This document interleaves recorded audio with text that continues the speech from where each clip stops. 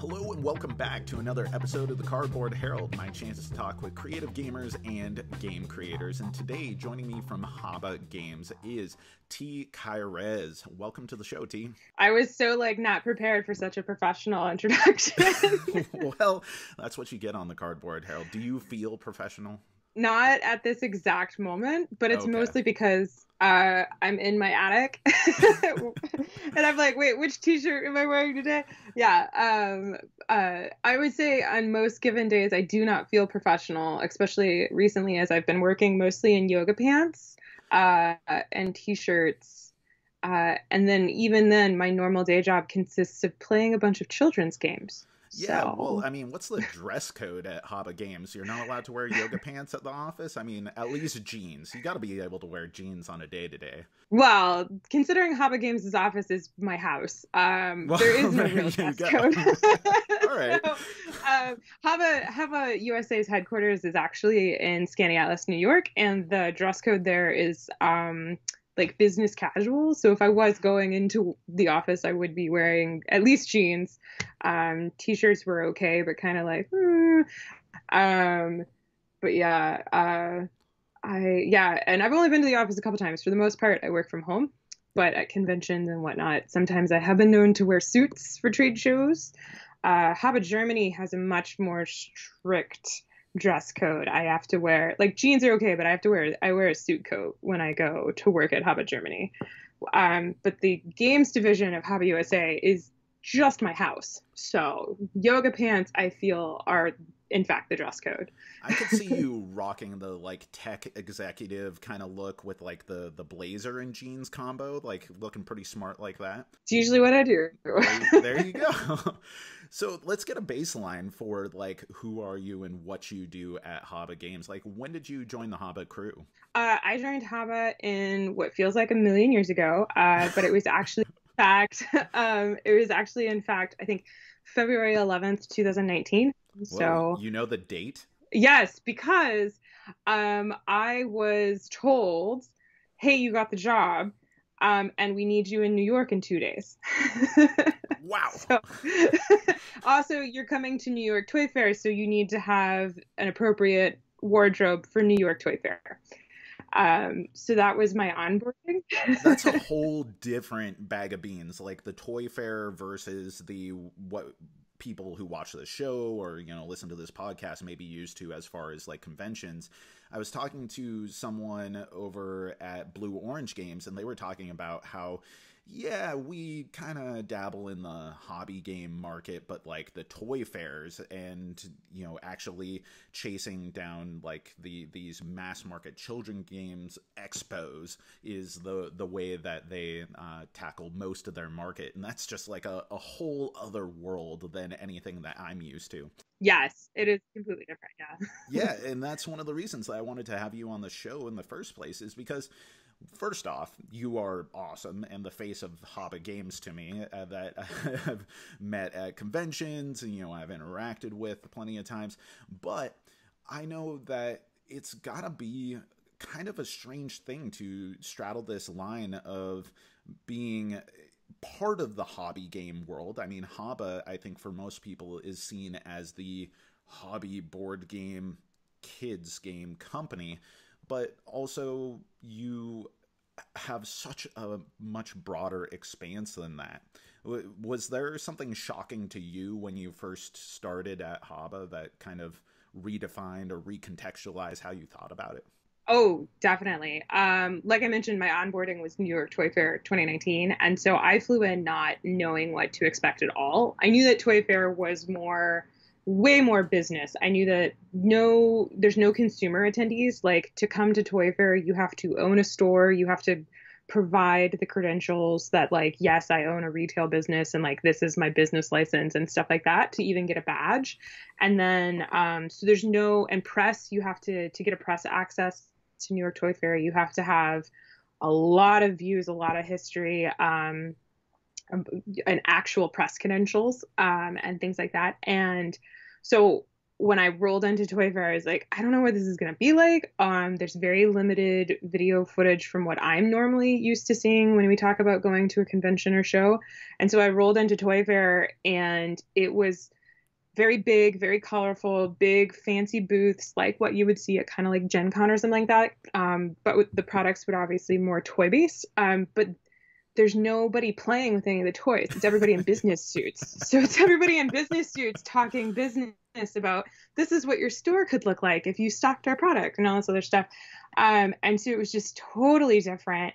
And you talk to people about the products or the games, and they don't really care about how the game plays specifically. They just want to know the high level facts, like what's the theme, what's the age, what's the play count, how much does it cost.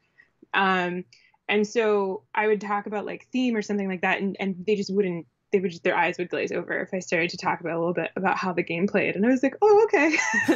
So it was one of those things where I quickly learned when I was talking with a retailer or a store owner or a buyer from a store, if they were a toy store, I would talk about the games in a very like almost clinical way.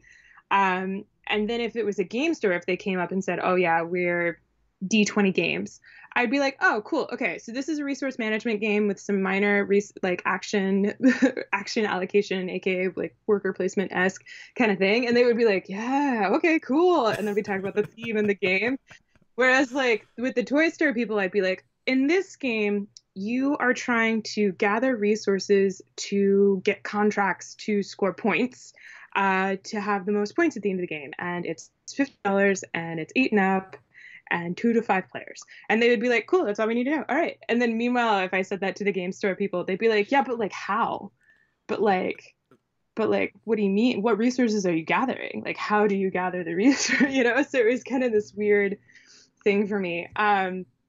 So yeah, Toy Fair is just very different. And HABA actually, it's really interesting. HABA has more people know HABA as, like you said, like the hobby game children's company, except for HABA isn't.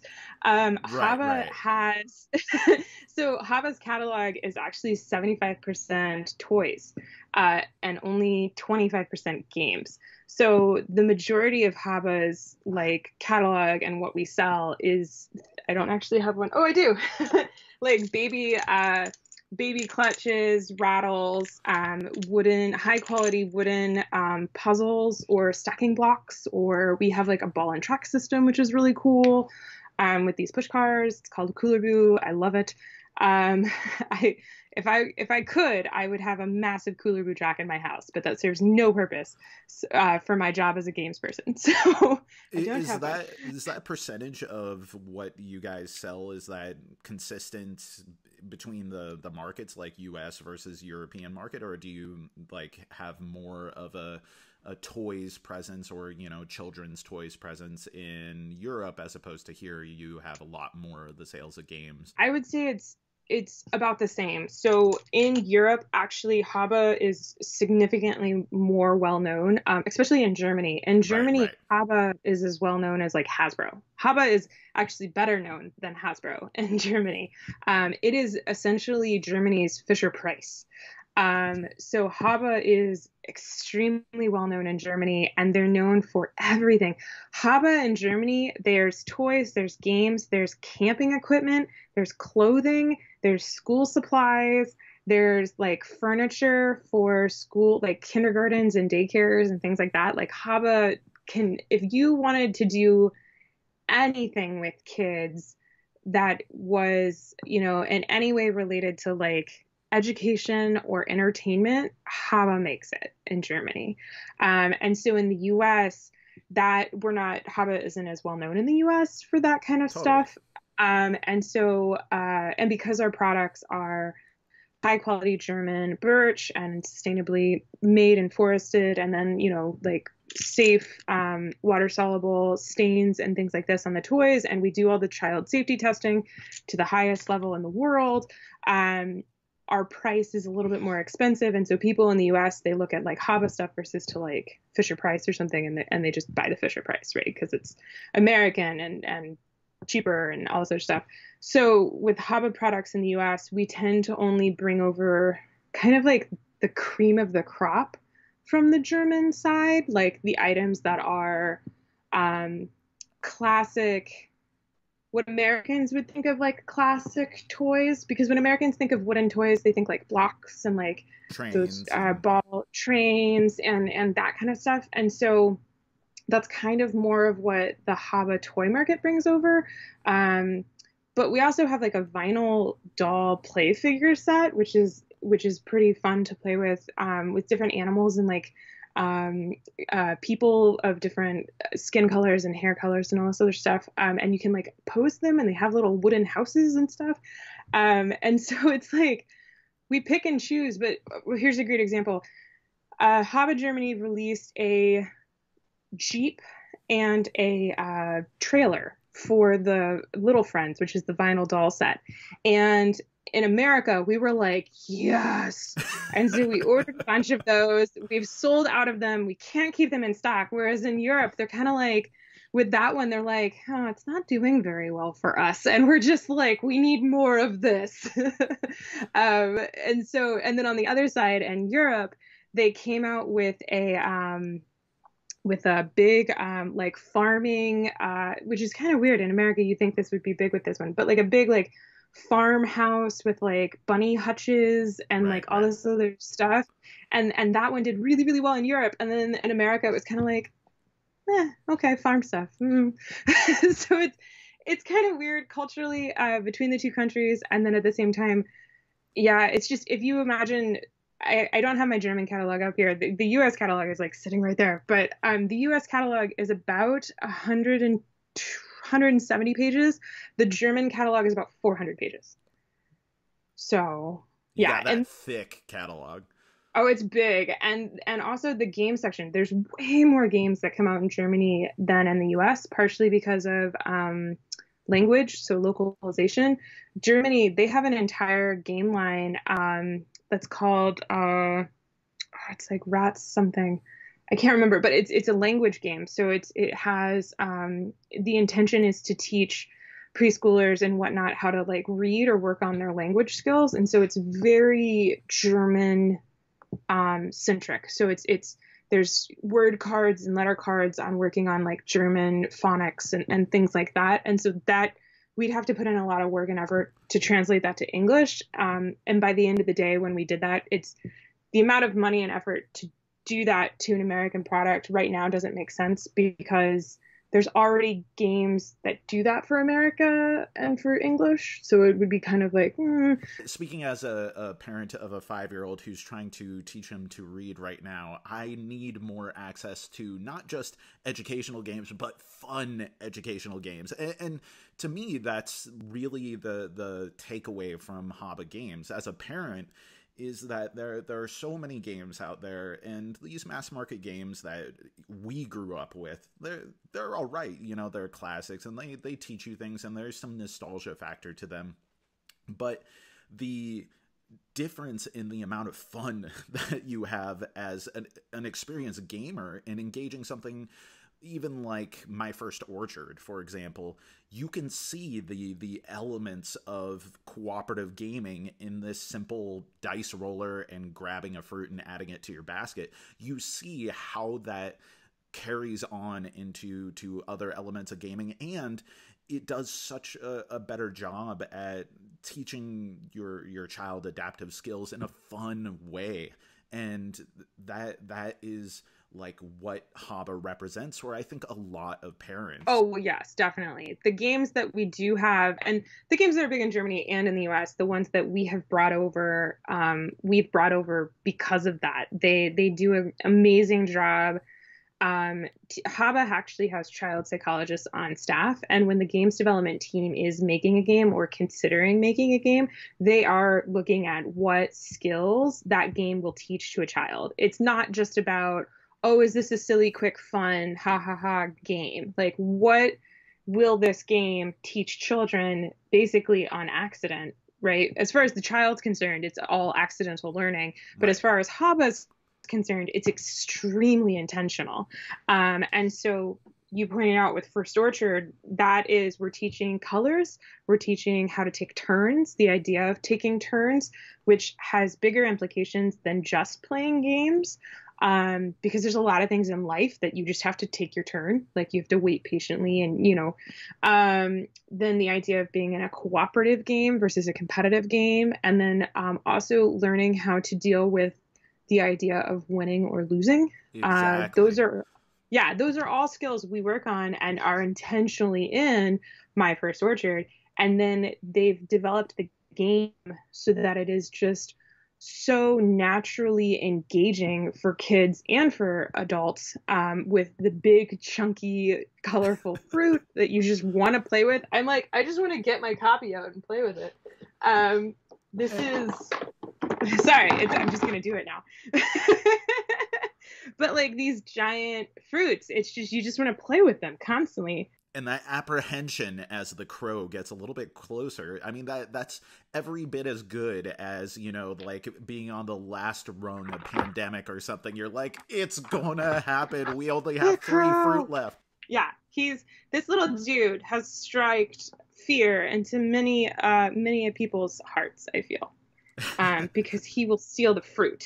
Though also I've heard some stories of some parents where the kids get like, they feel bad for so he's a raven in the German copy, but they feel bad for the raven when the raven doesn't win because the raven goes hungry. Right. So right. I've heard a number of parents have told me the kids actually will share one of the fruits with the raven at the end of the game.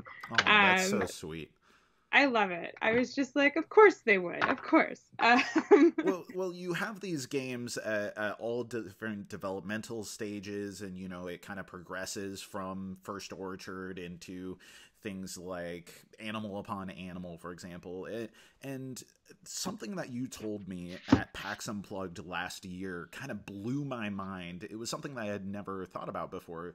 You were telling me that there's a lot more dexterity games for kids because it's a more even playing field for kids and adults. So, like, is there like a particular set of games that HABA has realized, like, this is a way of making it a competitive game that's more fair for kids, and that the win-loss ratio is going to be more, I guess, appropriate, so it's not parents having to choose to lose to their kids? So there's a couple ways to even the playing field when it comes to playing with kids and adults, and one of the ways that is most commonly used in kids games, and HABA does use it occasionally, would be introducing just random chance. So, the parent rolled really poorly this game, so the kid wins, or maybe you just don't get the cards that you need, something like that. So a lot of kids' games will use chance very heavily to make the game competitive, but then there's no real skill. It's just, you just hold on and go for the ride. But that's how they kind of make it fair between kids and adults. With HABA, we prefer and we use game mechanics that the kids already have developed the cognitive skills needed to play the game competitively. And the only thing that gives the parents an advantage would just be basically practice. So by the age of 4, the human brain on average has developed everything that you need to be able to participate and play any game. So the brain has developed everything it needs for basic fine motor skills and gross motor skills. The brain has also developed the ability to play pretend, and playing pretend is huge because you have to be able to imagine and understand imagination, and then also understand the idea that, like, this is representing an apple. Like, your brain has to be able to understand that this represents an apple, even though it is not an apple. And so you have to agree that this represents an apple, right? I feel like we're on the verge of, like, what if what I think is red is different than what you think is red, but then we agree that it's red, and so maybe we're all seeing different reds, but It's just red. But it's true. So that's the thing. So by the time, on average, with the human brain, by the time everybody has reached age 4, everybody's brain has developed to the point where we all understand and can do these kind of concepts inherently. So if you tell a child the idea that, oh, we're going to play pretend and you're going to go to sleep for pretend. They understand. They just lay down and pretend to sleep or something like that. And then at the same time, when you're playing a game, you have to say, okay, we're going to play a game now. And games are just a group of people agreeing to all pretend together that the game matters. Like the game is influencing our decisions, or, you know, like we're saying this is a rule and you can't do that. And there's nothing that says you actually can't do it. It's just us all agreeing that we can't do it. A collective understanding.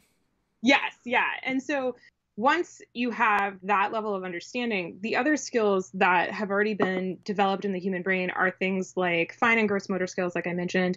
And then also there's certain cognitive skills that have already been developed. And so games like Animal Upon Animal, Rhino Hero, and sorry, I'm like checking my shelf, Level King, and things that use basically physics and stacking, the human brain has already developed and can handle. And the only thing that would give you an advantage is just practice. So when it comes to stacking things or games that deal with balance or kind of like physics games, kids already can handle that. Our brains can handle that. And all they need is practice. Well, what is one of the things that we do with kids and buy for kids?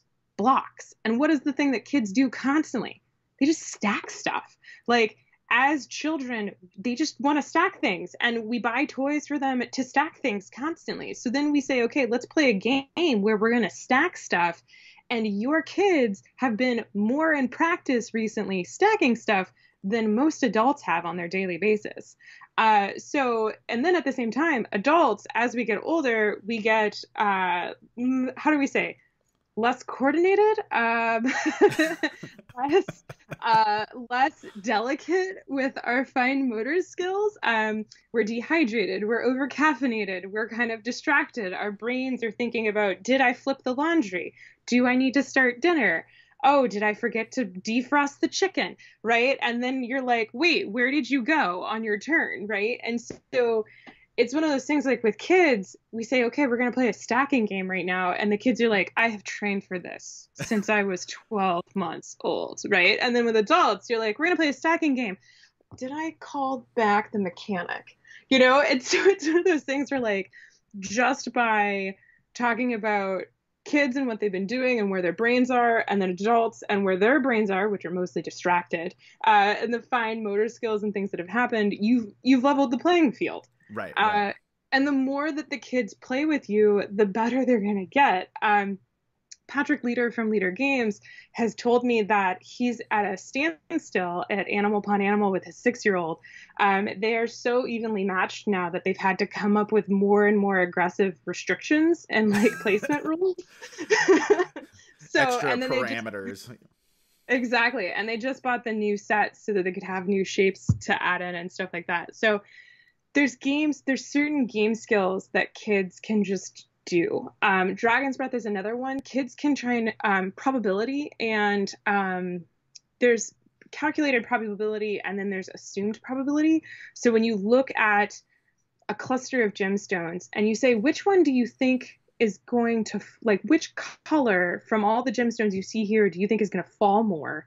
There's no math calculation in that. It's literally just look and you see, like, how much red do I think there is versus blue versus purple, that kind of thing. And kids can do that just as well as adults. There's no skill difference on that one. If we were talking about calculating the probability of rolling a pair of numbers, you know, on dice versus rolling, I don't know, a triple, three of a kind on dice, that adults have a bit more of advantage of. But kids, when it just comes to assumed probabilities that you see visually, fine motor skills from stacking and building things, a lot of these games kids can totally dominate and will dominate parents on frequently. So, yeah. One thing that comes up from time to time whenever I review a HABA game is I get a question about, like, how accurate do you think the age rating is on this box? You know, like, is it really 5 and up, or, you know, could my, like, 2-year-old play this, or vice versa of, you know, it says 5 and up, but, you know, I think I might have to wait a couple of years. And every kid is different, and every parent's going to have a different understanding of their kid's capabilities. But what I find is that HABA games consistently seem to be well targeted a specific age range, and that's not true across the whole industry.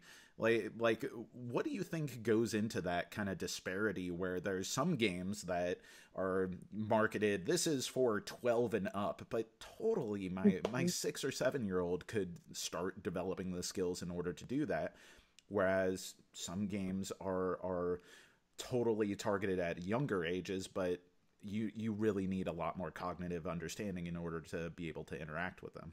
Yeah. So with HABA, and we totally see this disparity, and it's something that we at HABA struggle with, and we struggle with it because of just the perceived age value of games. Mm-hmm. So for HABA, when we say a game is 5 and up, what we're looking at what cognitive skills, what social skills, what academic skills do you need to play this game, and what age is it where this skill is solidified, right? So do you have everything that you need to do, everything that you would need to do to win this game? And we base that off of child psychologists or studies of human brain development and average ages of certain skill sets as they are available basically for the average human to do. So like I said, by the age of 4 on average, most kids have developed all the skills that they need for basically being able to comprehend anything. At that point, it's just practice and then academic and social skills. From like a physical standpoint, they can do almost anything. They just have to practice. So that's how we rate. That's one of the things we look at. The other thing we look at is academic skills. So the idea of like numbers and quantities. Kids can understand quantities and like what is less, what is more, that kind of thing. They can even start to understand counting, like what is the difference between 2 and 3? What is the difference? Like what does 0 mean? Right. But if we say, can you do 12 minus 4, right? Just in your head, or talking about actual numerals and that kind of stuff, that comes later. So you can make games that deal with quantities and essentially numbers, but as long as numerals aren't present, because numerals are learned later. Right. So we look at all of those things when it comes to setting the age of a game. I don't want to throw anybody off the bus, but one of the things in the US is the US government has set very strict rules and regulations and laws on selling products targeted towards children. And when you sell a product to children, you have to pass a whole bunch of testing. And the testing is very expensive. It's not cheap. You have to pass testing in regards to the components. What are they made of? If there's paint or any kind of stain or color, what is the chemicals? You have to provide full chemical manifests of all the chemicals used on these features. And then you have to mail them copies of the game. And it has to be a production copy of the game. So you have to produce the game and then mail them one, while the rest of the ones you produced sit in a warehouse. Right. And they actually will drill into the toy. They'll take paint scrapings. They will do the chemical breakdown of everything to ensure that you weren't lying when you said, yes, there's no lead here, promise. Taste it a little. Yeah, they do taste tests, see if anybody gets sick. There's also a choke tube that it's creepy is what it is. That immediately brought to mind so many images that I never want to think of again. No, you really don't want to. But basically they have a mannequin that's and it has a tube, and the tube is a certain diameter, and the face is like a face, but then like from the jaw down, it's transparent, and they drop the toys down the tube. Who invented this? Is this like a David Lynch production? You know, like Geiger came in here and was like, "We're going to create the most creepy testing device possible." I don't know. So what happens? The reason I know what it looks like is because if a toy fails, they send you pictures of the toy lodged in the tube, and you're just like, but why did you put lips on it? Like, why is it eyes? Like... But anyway, so there's a lot of testing that the U.S. does, and the U.S. does the most stringent and strict and severe testing, most thorough testing of any country in the world. U.S. testing is the highest. Canada has different testing rules. Europe has different testing rules. Different countries in Europe have different testing rules and restrictions. But the U.S. is the most strict. And there's kind of this, like, we have a joke at HABA, which is, well, if it's U.S. tested, we can sell it anywhere in the world. Does that impact which games you bring over here? Like, are there games on the German market where they're perfectly acceptable and the German government is, you know, totally fine with it? They've certified it. Families are cool with it. But even though you think it might be a good selling game in the United States, you just don't think that it would pass muster for American testing, and you don't want to make compromises to, like, change components or anything. 100%, yes. So, and I have a great example. So, Unicorn Glitterluck Cloud Stalking, which is one of our best-selling games, and Dragon Rapid Fire as well. But this is actually Unicorn Glitterluck is a IP in Germany. It's like the My Little Pony of Germany. But the original game came with crystals that were very small, and the original crystals, or no, they weren't small. They were big. They were big and chunky and beautiful. And I wish I got rid of my copy. I wish I had a copy of it because the gemstones were massive. And because it's easier for little hands to grab because this game is for 3 and up. Well, in the US, those big, chunky, awesome, sparkly, glittery crystals, this is the US, the new ones we had to do. They could make it past the mouth as the choke tube, but they would get stuck in the throat. Right. So we couldn't import the game to the US because of that. And so we had to go back to Germany. Was like, hey, we're selling this like hotcakes. Are you sure you don't want this? And we were like, we definitely want it. Let's do it. So they manufactured a bunch. They sent it out, the one copy out to testing, and testing was immediately like, nope.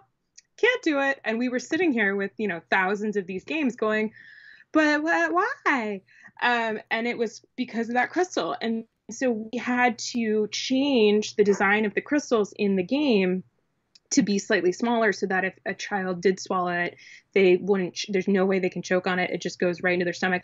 Not ideal, but not deadly. And so that's one of those things where it's like, we had to make a change at the production level to do that. And there are some HABA games where they've designed a very specific component. There's some really cool games that do some really cool stuff with like components that twist or turn or things pop up and things like that we have looked at and we're like, there's no way we could manufacture this to fit US rules and regulations just because it won't get past. It would never pass testing. And we can't change this one piece because it's super crucial, or to change this one piece would just be insanely expensive. So we're just not even going to bother, that kind of thing. So there are games where we've looked at it and we're like, this would be amazing. This would never pass testing. Yeah.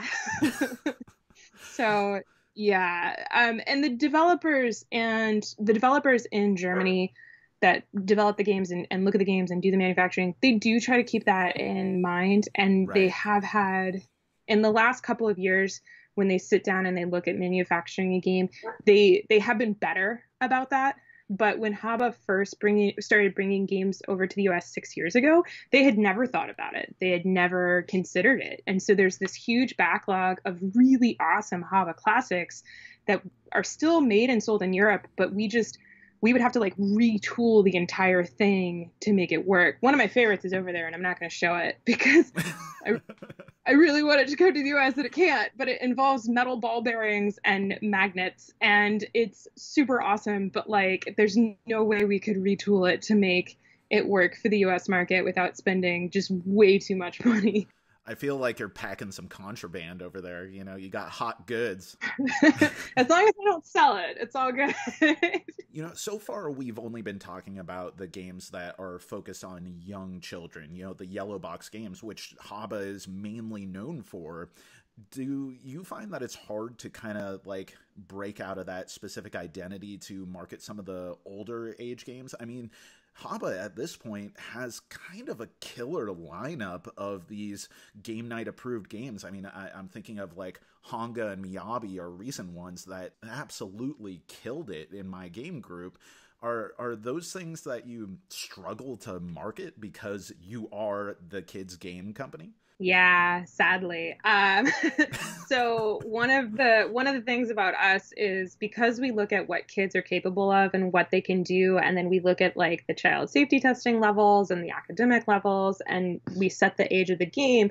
We have a whole bunch of games right now that are 7 or 8 and up, and they're like Miyabi, which is designed by Michael Kiesling.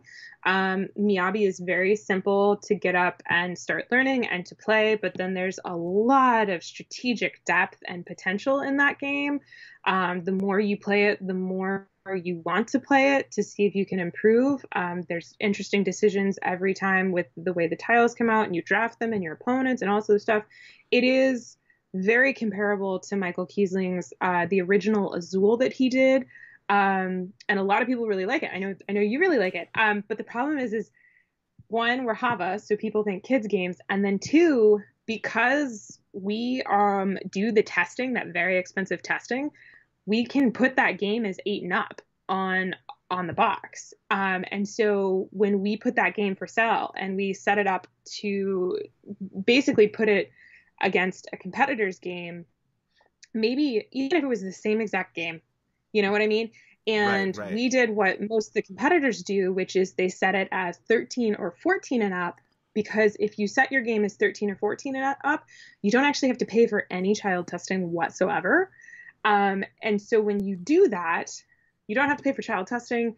And then people like immediately like, oh, it's an adult game. It's a strategy game. And so because we are accurate, so accurate, maybe too accurate on our age things, people say, if I handed you a game and I said, do you want to play this one or this one? And the one on the right was for 8 and up, and the one on the left was 14 and up. Just by default, people are going to want to play, adults mostly are going to want to play the 14 and up because they're like, oh, the other one's just for kids. Why would I want to play that? So then you throw on the HABA logo. Exactly. That's what comes to mind for me. Yeah. So we have really struggled to get people realizing that HABA can create really good, interesting strategy games that are involved and brain burny for adults. Because one, people associate HABA with yellow boxes and just small kids games. It's what you buy for your kids or your nieces or your nephews, that kind of thing. And then at the same point, because we're very accurate with our age limit, people see 8 and up and they're just kind of like, oh, that's for kids. But at the same time, they'll go, oh, my son who is 8 can totally play this game for 14 and up. You totally can do that. And so it's kind of like, well, yes, but the game for 14 and up isn't actually for 14 and up. Cognitively and skill-wise, that is an 8 and up game, but they just didn't want to pay for child testing. Yeah. And also, from a marketing standpoint, it's better marketing to put 14 and up.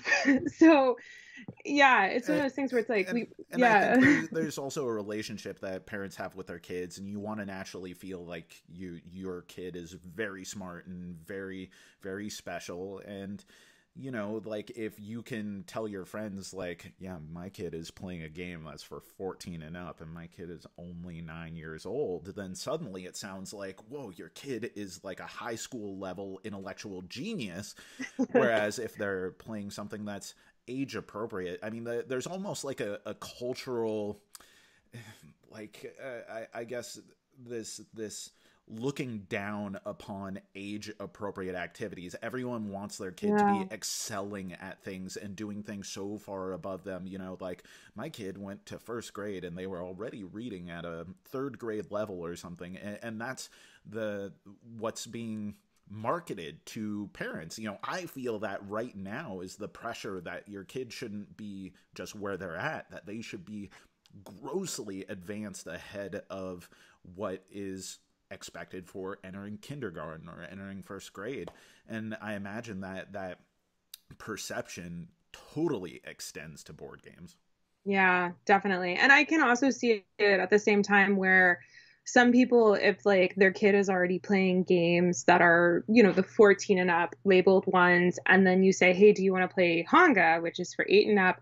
They immediately go, well, but my kid's playing 14 and up. We don't want them to be playing down. You know what I mean? Exactly. Or there's another thing where there's kind of this bias that by marketing the games above the cognitive age level, what ends up happening is people have been trained to say, oh, well, my son can totally play games that are for 14 and up. This is not a problem. He can totally do that.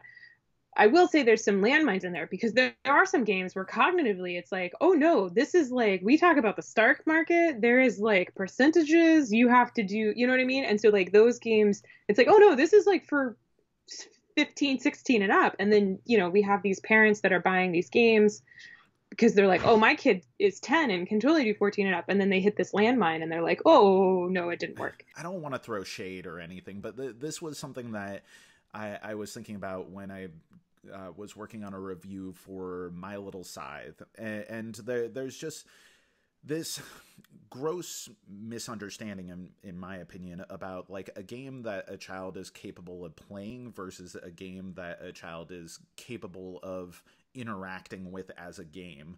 Like, and that game, you know, all kids are at different age levels and everything, but I realized, like, every time that I tried to play it with a kid who was at the minimum age, which I think was 8, I felt like, one, the like baby Scythe characters seemed like it was marketing towards, you know, very young kids, as opposed to, you know, 8, 9, 10-year-old interest in cartoons and that kind of stuff. But then the actual game itself, there are strategic decisions that were consistently outside of what the kids that I was playing with would typically do.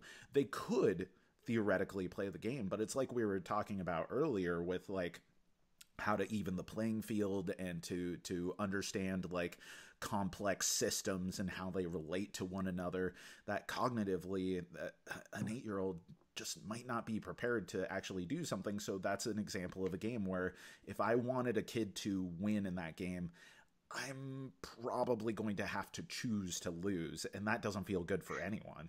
Yeah. Or you'd have to take a couple games to train the kid how those systems work and do. And there are a lot of games out there where even with HABA games, some HABA games, your first game, you're just learning how to play it and you're seeing how it works. It's really like the second game where you're like, okay, we're going to do this now. But at the same time, we see that as adults with gaming. Like the other day, my husband Steve and we played T for Two, which is the new 2-player game. I forget. I don't even, off the top of my head, I can't tell you who designed it or published it. But it's, it's Space Cowboys published it. I remember that. But it's basically a deck builder, but you're playing War. Do you remember the card game War? Yeah, well, it's a stretch to call War a game, but yes. Yes, this is true. So it's one of those where it's like, you're playing War, but you're deck building the deck that you're playing War with. And so it took us like 3/4 of the game to really grasp what we were doing and the potential of what we were doing. Right. And then once we were like, this is so trippy. And so then we wanted to play a second game. And the second game, we were really, I would say experiencing it.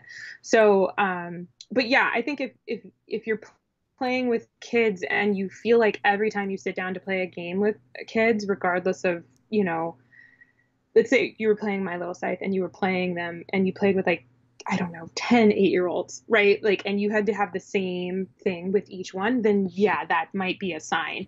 And that was one thing I didn't mention is at HABA, we're at HABA Germany, where they do the development and testing for these games. They actually are very lucky. There's actually a HABA kindergarten. So Okay. HABA provides a kindergarten for its employees' kids. And then there's a local kindergarten and daycare facility, and also elementary school that HABA works with in the city where the HABA headquarters is, and they will actually go in and play prototypes with the kids. And so they'll play the games, they'll teach the games to the kids, they'll play the games with the kids, and they'll watch how the kids interact with the games to make sure that what they're targeting age-wise makes sense for that game, actually. So yeah, but another thing that could be a problem when we talk about aging games is the idea of like, well, if we train everybody to say, well, this game is for 14 and up, but that means that my 8-year-old can play it. When you look at a game that's for 8 and up, their brain's going to automatically go, oh, but that means my 5-year-old can play it. Right? Like you end up with this thing where people are like translating down constantly because we have games that are rated way too high when it comes to what age actually could be played there. I was on a panel last weekend for NunPub, which was fantastic. NunPub, they did a great job. It was the virtual convention of Unpub. Unpub, if you're not familiar with it, is it's for unpublished games where they do like playtesting and different support and things like that. But they did a whole bunch of panels, and one of the panels they started talking about ages and what you rate a game as for ages. And I was listening to the conversation of the publishers on the panel, and I was just like, no, because none of them were talking about, they were all talking about what components were in the game, and then they were talking about like academic skills, but they weren't actually talking about any other skills from like a cognitive development standpoint or just like relational, like economic relational or anything like that. It was kind of like, well, play it with some kids, because remember, your kids might be better at games than other kids. So if you can, play it with some kids, and if an 8-year-old can understand it, then you can say eaten up on the box. And I was like, no, but that's not, yes, but Do you find that, I know that you guys have a lot of convention presence, digital or otherwise, and do you find that some people have like a retroactive dismissal of the games when they find out the age range? Because some of these games look really impressive on a table. We were talking about Miyabi, and it has this real cool hobby game look. It has kind of like a watercolor aesthetic to it, and it has a verticality, which is unlike any other tile placement game that I've played. So it just looks really awesome on the table. And I gotta imagine that people are attracted to it and come over and are like, hey, what's going on with this game? This looks interesting. Do you ever find that they'll go, oh, 8 and up, never mind? 100%. Yeah. We've at conventions back in the day, when people could wander around in the physical realm, we we purposely made sure that we had Hanga or Miyabi set up on a table because they have such an amazing table presence. And we'd have adults come by and like look and like pick up Hanga or stack tiles on Miyabi and do that kind of stuff. And then they'd walk into the shop and pick up the game, and they would take one look at the stat box, and they'd say, oh, 8 and up, and they'd just put it down and walk away. That sucks. And yeah, and it's I mean, it is what it is. It's one of those things where people, there are so many games. There are, what is it, like 5,000 SKUs a year for games right now that are being made and produced. And there are so many things just clamoring for your attention when it comes to buy a game, buy a game, buy a game. And so many people are looking for so many different gaming experiences. And so one of the things that you have to come up with when you're trying to navigate the market of games, right, all the hundreds of games, thousands of games, is quick filters, right? Like quick yes/no filters to help you weed through the stuff. And one of the quickest filters that people can use is the stats on the box, right? So like for me, my quick filter is if it doesn't say 2 or more players, if it's 3 or more players, it's immediate no for me because I mostly play with my husband. right? And for some people, what they have set as their one of their quick filters is an age limit. Just because they have played a lot of games that have been rated at the default 14 and up, which is the no need for testing level, right? And so they're like, oh, if it's for under 14, it's too childish for me. I don't want it.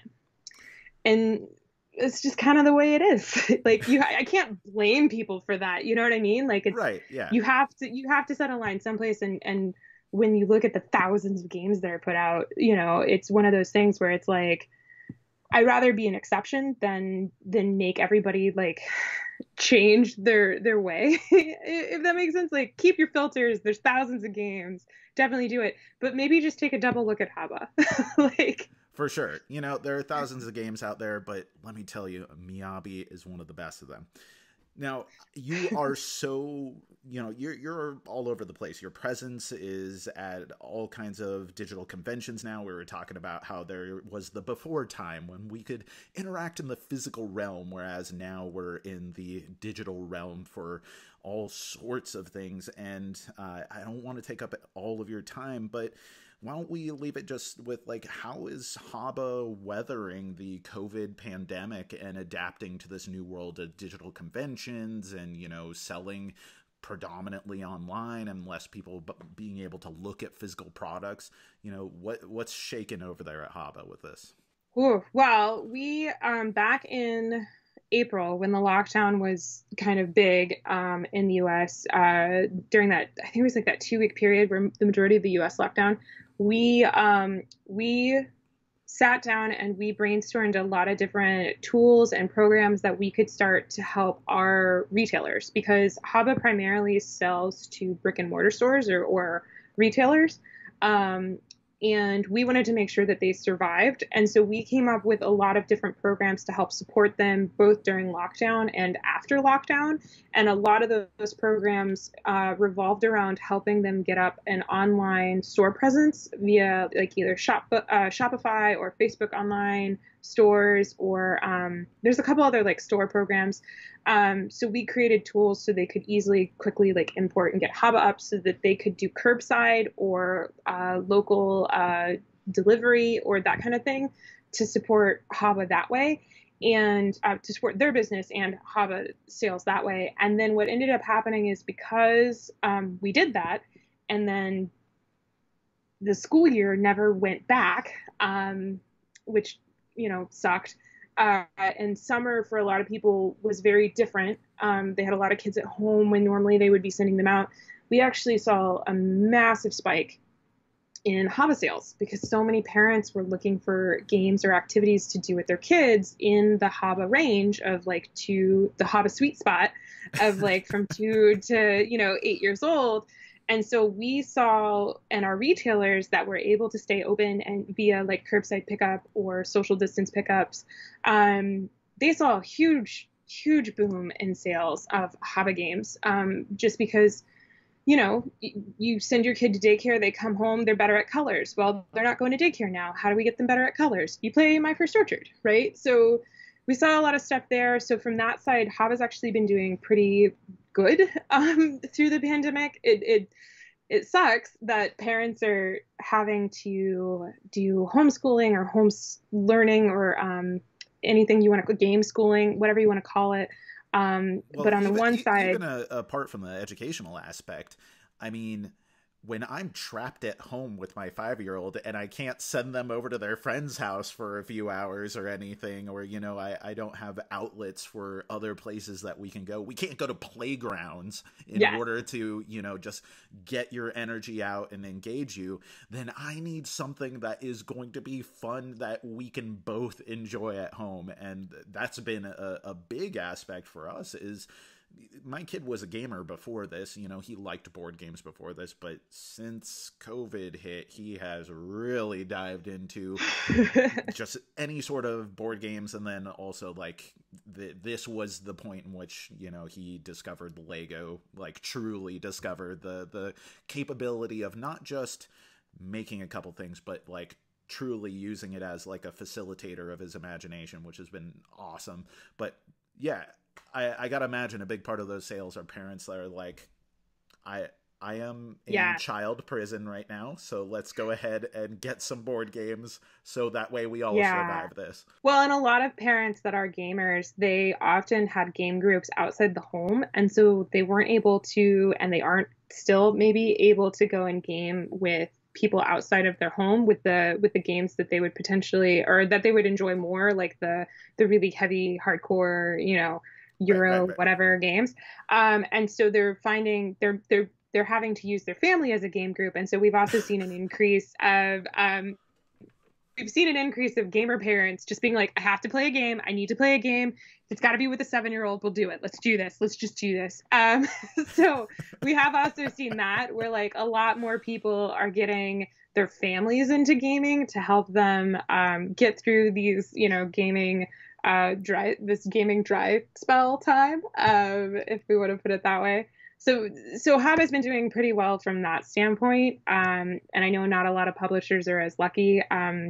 I know some publishers that the ones that depended on the big game groups and stuff like that to get together, I know they're struggling with a little bit more. And then as far as digital conventions go, that's where we're really struggling. At physical conventions where you could bring the whole family, you could sit down, you could play games together, it'd be super fun, right? And you would have a great time. But we can't really do that in the digital realm because parents don't want to just say, hey, kids, sit in front of the screen and let's play a game together. Like, Right. there's all this whole thing, like, for school or whatever, they're already staring at a screen, so they want to get the kids off the screen. And so for the majority of our games, we also can't. Playing Rhino Hero in Tabletopia is nowhere near as fun as playing Rhino Hero in real life. Very true. Yeah. So it's one of those things where, like, if we look at what games make sense to implement in a digital realm from our catalog, I think we have like 10. So, and the majority of them are our family strategy games. And so for digital conventions, we've really pivoted to we can only really support you playing at our booth the family strategy games like Miyabi or Hanga. And so we do have implementations of those that you can play with us, and we'll teach you and you can play them with other people. And that's awesome. But at the same time, like for our new releases, like in a Flash Firefighters or Dragon's Breath Hatching, like you could make a tabletop version of those, but it's just not the same. It's just really not as interesting. And so for like conveying that in a digital convention that yes, this game is fun, we're limited to doing playthroughs, which at the same time, not a lot of people like to sit and watch playthroughs. And then at the same time, I don't have a kid. I don't have kids. Yeah. And there's kids in my neighborhood, but we're all pretty good about quarantine bubbles and things like that. So I can have a bunch of adults playing a game, which is fun, right? But like me playing a game meant for 3-year-olds to show you how it works isn't as fun as you playing it with your 3-year-old and seeing that your family enjoys it. So it's there's pros and there's cons, or I should say there's positives and there's negatives. And I think the biggest negative for us is we really love having that family-friendly, safe gaming space at conventions where families can come and they know that they can just sit down and play with their kids. And we know and expect you to come and sit down with your kids. So when your toddler starts throwing a fit, we don't mind. Like, you don't need to apologize. It's cool. We will hand them one of the rattle toys, so that they can keep themselves distracted in our booth, but we can't do that in the digital conventions. And it really bums me out. Cause we used to have families that would come and it would be like to go to Origins or Gen Con was their like family vacation. Right? Like instead of going to Disney World, they would come to Origins and they would come to the HABA booth. And I can't recreate that in the digital realm as much as we've tried with play-alongs or playthroughs or that kind of stuff. So, well, you may not be able to do that, but I know that like one of the unexpected consequences of everyone in lockdown is that having Zoom game sessions, and what is perfectly suited for that is like flipping rights and rolling rights and that kind of thing.